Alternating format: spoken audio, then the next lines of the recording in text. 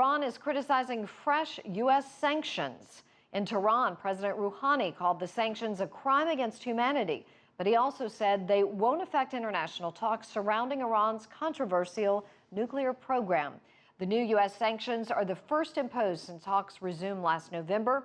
For more on this now and what this means for the nuclear negotiations, CCTV's Nathan King is joining us live from our newsroom with more on this. Nathan. That's right, Susan. These sanctions target companies and individuals the U.S. says are providing support to illicit Iranian nuclear activities. They include the key head of a research facility in Iran. In total, 25 organizations and individuals are targeted, including banks and businesses. There is one in the United Arab Emirates and one in Italy as well. The U.S. says the sanctions do not affect the joint framework agreement reached last November, where Iran gets limited sanctions of several billions of dollars in relief in return for suspending much of its nuclear activity. But Iran, nonetheless, is criticizing Washington's move. Sanctions are tyranny. Sanctions are an invasion against the rights of a nation, and we should resist this invasion and put the invaders in their place. We should not allow the continuation and repetition of this invasion against this nation and country. This is our duty. Significantly, though, the Iranian president says the new sanctions will not harm the negotiations over a nuclear agreement between Tehran and the six world powers of the US, China, Russia, the UK, France, and Germany.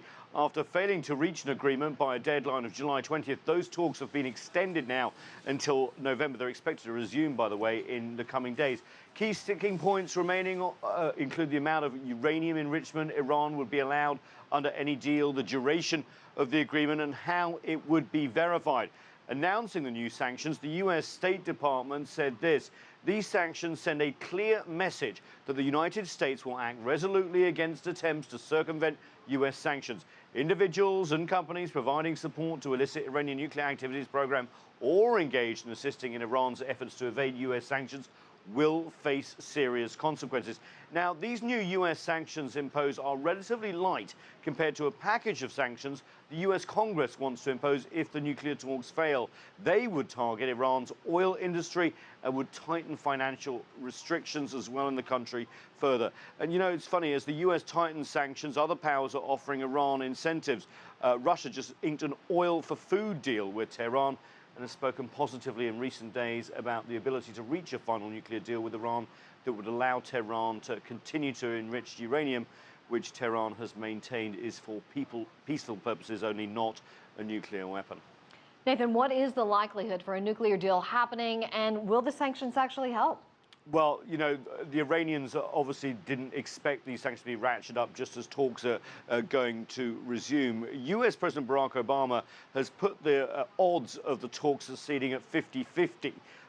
Then other US officials have sort of poured water on that and thought maybe it's actually less than half. So with just a few weeks or months left in terms of these negotiations before the clock runs out permanently, it's really not clear whether we'll get one. And of course, the consequences if we don't get an agreement could be severe. More sanctions, even the threat of military action. Nathan King reporting from our newsroom. Thank you for Thank that. you.